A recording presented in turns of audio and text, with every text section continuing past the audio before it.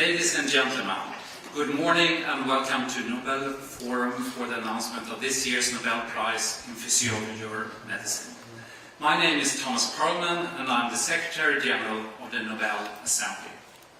I will first read the announcement in Swedish, followed by English. We will then present the background to the prize and open up for questions.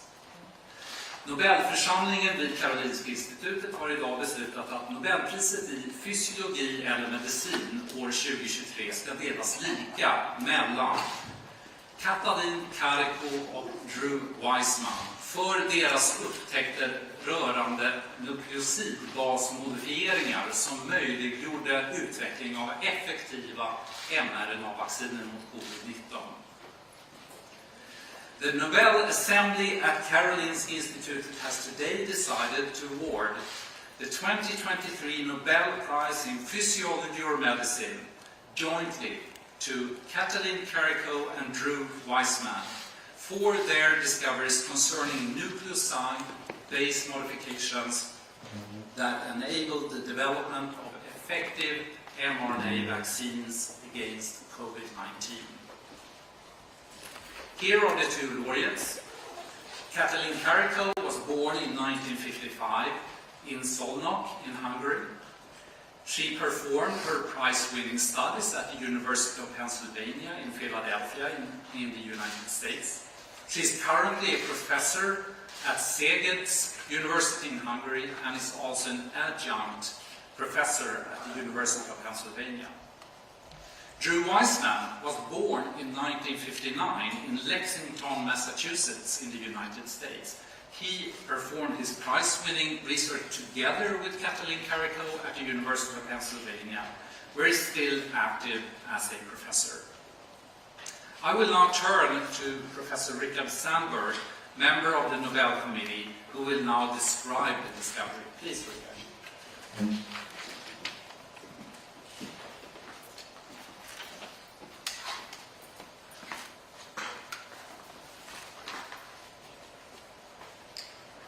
In today's interconnected society, the risk of new pandemics is greater than ever before. When the virus SARS-CoV-2 emerged in late 2019, it rapidly spread across the globe and developed into the devastating COVID-19 pandemic.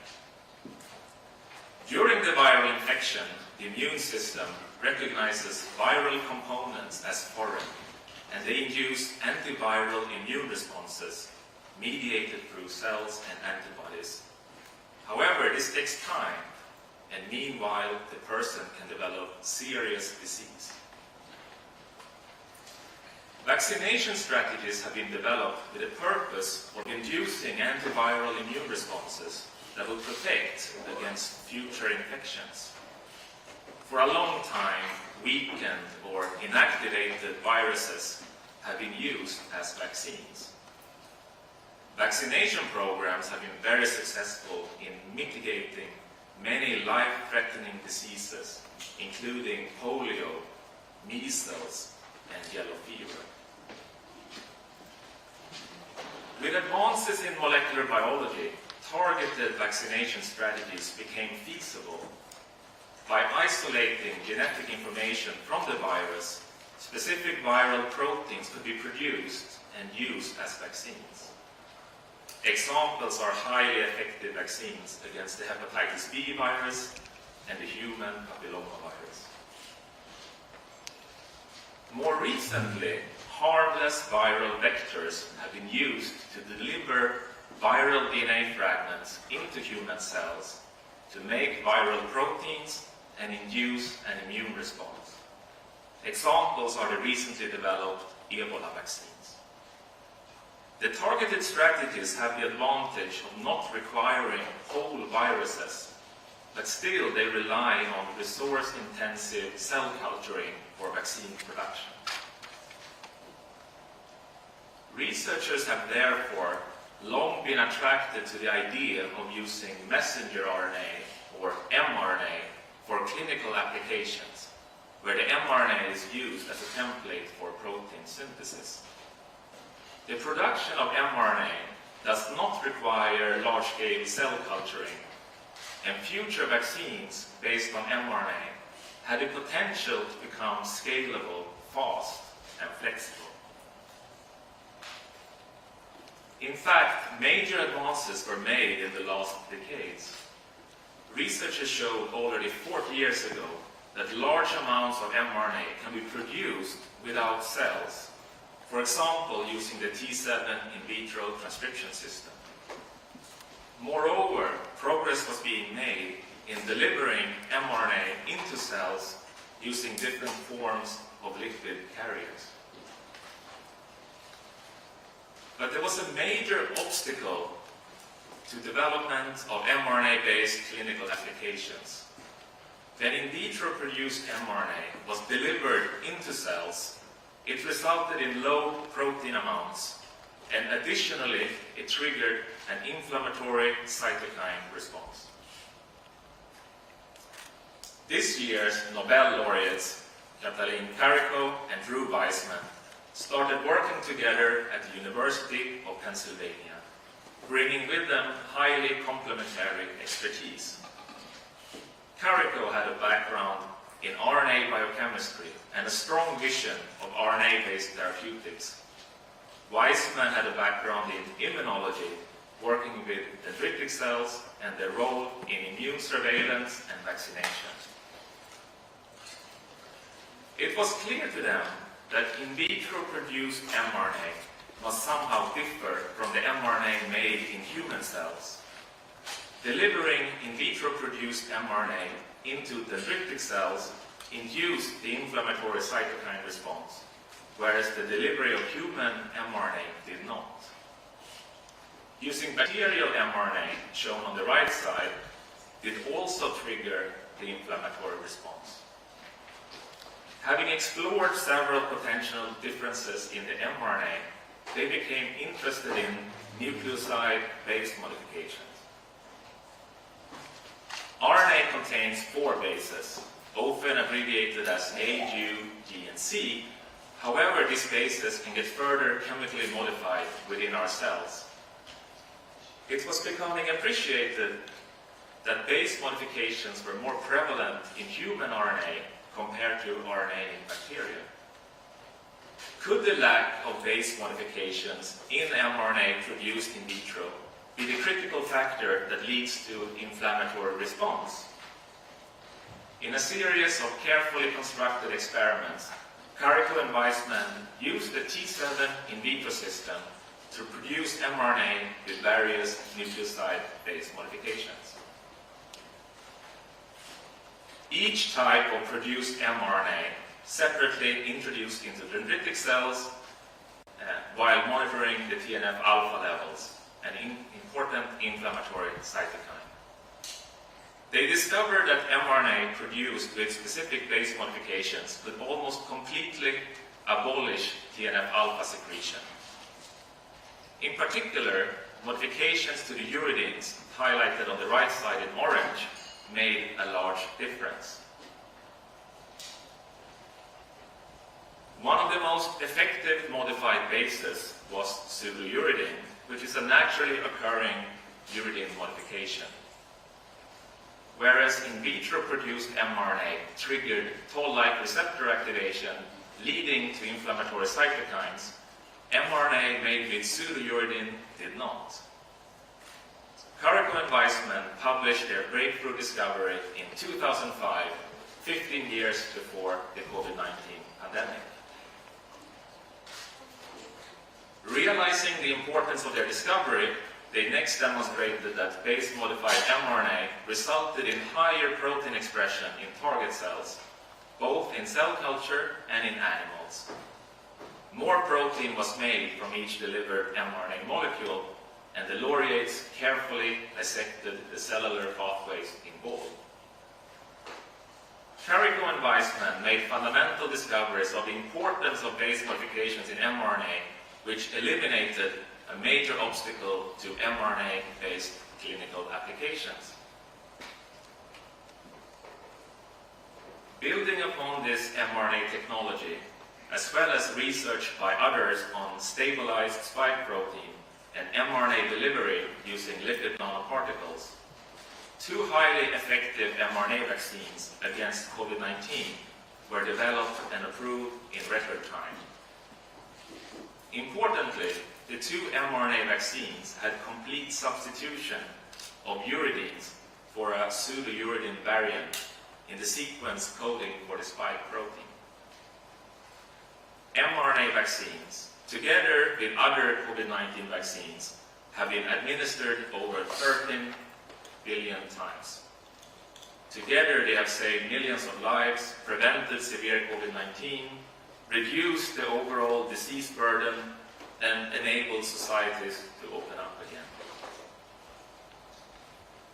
The successful mRNA vaccines against COVID-19 have had a tremendous impact on the interest in mRNA-based technologies. mRNA technologies are now being used to develop vaccines against other infections. The technology may also be used for therapeutic protein delivery and cancer treatment in the hope of further improving human health. Here are the 2 Nobel laureates again. So this year's Nobel Prize recognizes their basic science discovery that fundamentally changed our understanding of how mRNA interacts with the immune system and had a major impact on society during the recent pandemic. Thank you, Richard. I would like to open up for questions. We'll, of course, continue with interviews outside, but if there are any questions. Yes? Have you managed to contact the winner? Who did you speak to, and what was their response to this announcement today? Yeah, I was, fortunately, I was able to reach both of them. They were very happy. It was wonderful to talk to them. This year I actually asked if they were surprised, because I suspected they maybe would not be having received many prizes. But Katalin Kariko explained that she was so overwhelmed, and also put it in context with her situation as a scientist for many years. 10 years ago she told me that she was terminated from her current position and had to move to Germany for another position, and without her family and so forth. So it's been a dramatic change in her circumstances, and she acknowledged that, and she was great to talk to her, and very happy. Drew Weissman as well. I mean, it was wonderful to talk to him, and he was overwhelmed and enormously grateful for this award. So yes, I got hold of them. Drew Weissman just a few minutes before coming down here. Yes.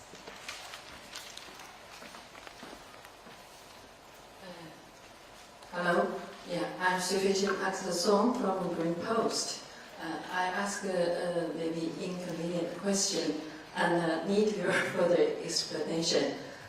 Do you really think that it's the vaccine and this COVID-19 pandemic? Thank you. With this question, I would like to introduce our panel here. So I'll first introduce those who are sitting here. To the far right is Olle Kempe, Professor Olle Kempe, who's Vice Chair of the Nobel Committee. And then it's our Chair of the Nobel Committee, Professor Gunilla Carlsson-Hedestam, and I already introduced Professor Richard Sandberg. Perhaps, Gunilla, could you respond to that question? Yes, it's of course a very reasonable question. As I think hasn't escaped anyone, this virus is still circulating, and there's now many variants that have spread, and this is of course how viruses behave. So once it has achieved that sort of level of spread, it's very difficult to stop it completely. But what's important here, I think, is that vaccines could be developed so fast, and this was, as we just heard, largely due to improvements in the technology and this basic discovery that allowed this. So I think in terms of saving lives, especially in the early phase of the pandemic, It was very important. Now most people have developed some level of immunity as a result of combined exposures to the virus and to multiple vaccinations. So we're not in, this situation is not as dire as it was a few years ago.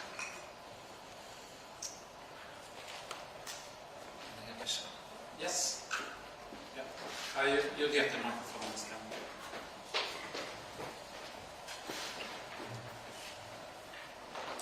Thank you. This is Sunny Life Weekly from China. So my question is, considering the fast approval of mRNA-based vaccine against COVID-19, what impact can this year's prize have on the authorities to make decisions in the future for mRNA-based vaccine development? And another question is, do you consider this year's prize as a powerful strike back for the anti-vaccine movement and also for vaccine hesitation? Olle Kempe, could you respond to those questions? If I start with the latter part of your question, does this affect the anti-vaxxers and people who are hesitant? Anti-vaxxers, I don't know if they will change in any way, but I think giving a Nobel Prize for this COVID-19 vaccine may make hesitant people take the vaccine and be sure that it's very efficient and it's safe. Now we have 30 million tests being done all over the world on people who's not experienced the disease previously, and we know it's a very safe and very efficient vaccine.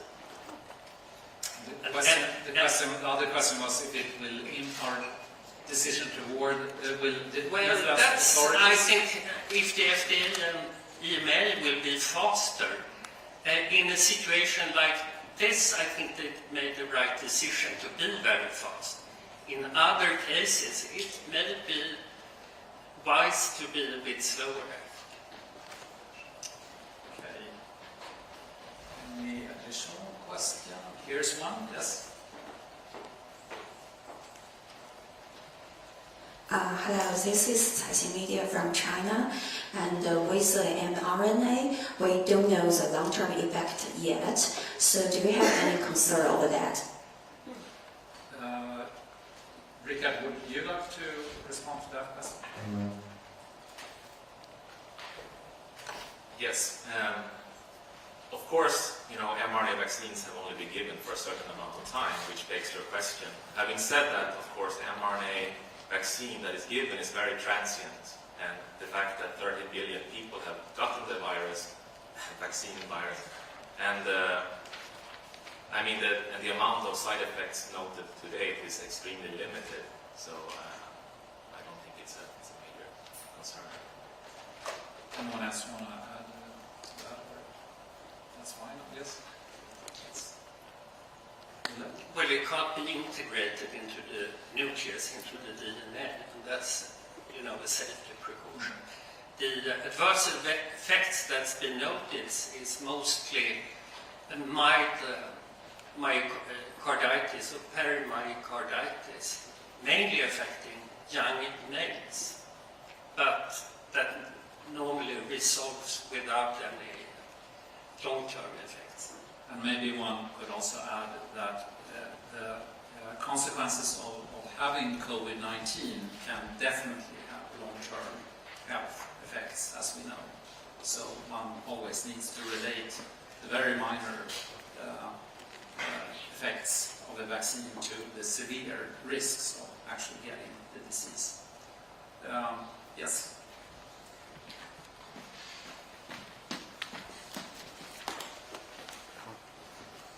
Thank you, David Keaton, Associated Press. Obviously, throughout the pandemic, COVID-19 pandemic, we saw a very strong anti-vax movement, specifically targeting these new technology vaccines.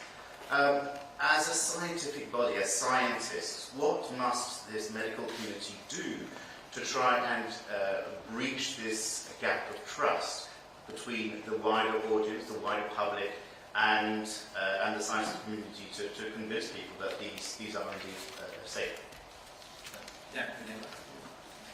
I think continue to communicate how vaccines work, and for example, in the case of COVID-19, people felt that the vaccines were produced or developed very quickly.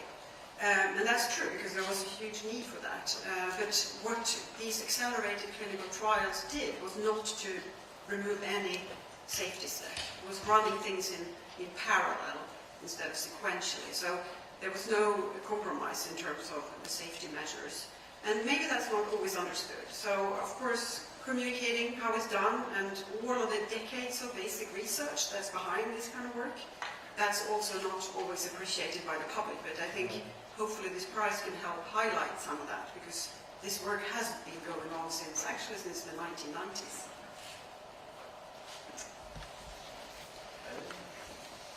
There is one more here.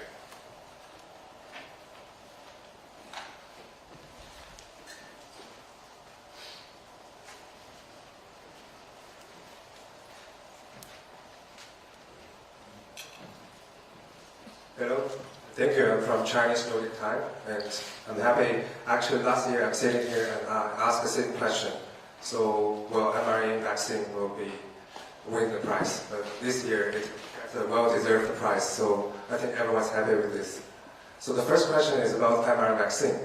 So, is there any other applications for mRNA vaccine in other diseases like cancer or like infectious diseases like this? So, could you introduce a bit for the audience? The second one is about long COVID, because I think now long COVID impact is really important point for the society. So could you also let us know? Maybe I'll ask Gunilla to answer the first part of the question, and Olle the latter part. Okay, so regarding other applications, yes, there's really quite a lot going on right now, and this is only going to increase most likely because we now have this increased safety data on the platform in general. But the main other applications I think we're going to see is, of course, many other vaccines against infections, particularly perhaps for flu, where we need updated vaccines. And that is one of the great advantages with this platform, is that it's flexible and fast, so one can update the vaccine if there's new virus variants coming, which we know happens all the time for flu. Other applications that are really sort of, there's going to be a lot of exciting findings, I think, coming out, and that's already started, is in terms of therapeutic cancer vaccines. So those are not preventative but therapeutic vaccines, and they can either be done in a personalized manner or in a more general manner. Cancer is, of course, a very difficult disease, and there's in fact many different diseases, but cancer vaccines might very well benefit from this platform. And thirdly, there is many experiments and actually already clinical trials going on to deliver therapeutic proteins. And that can be replacing a defective enzyme, or it can be introducing an immunomodulatory protein. So in that sense, there is quite a lot of work that we will see, I think, applied to a variety of diseases. So for the second part of your question, long COVID, well, first of all, vaccination prevents you from getting long COVID. Then long COVID is a spectrum of different diseases ranging from the myocarditis that is usually much more prevalent if you get the COVID infection than from the vaccination. And it's also usually more severe. Two, long COVID, that is something we still don't understand the etiology of. And there is quite a lot of research ongoing on that.